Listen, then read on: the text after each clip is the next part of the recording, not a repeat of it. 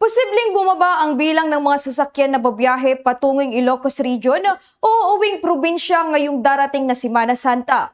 Dahil sa patuloy na pagtaas ng presyo ng produktong petrolyo dahil sa nagpapatuloy na tension sa Middle East. Sa panayam ng Bombo Radio La Union kay Crystal Sibayan, Regional Director ng Land Transportation Franchising and Regulatory Board Region 1, sinabi nito na posibleng mas pipiliin ng mga biyahero ang mag-commute upang makatipid dahil sa taas ng presyo ng langis.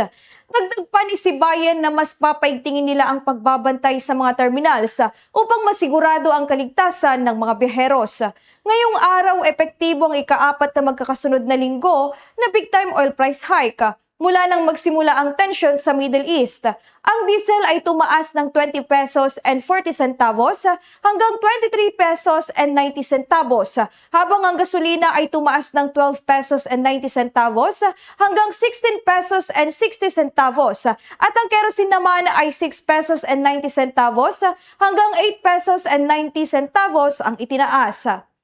Based on what I see, if our commuters or fellow Filipinos choose to, magtipid, definitely they would set aside traveling with their private vehicles, no, and baka mag-commute pa sila kasi mahal talaga nung fuel prices.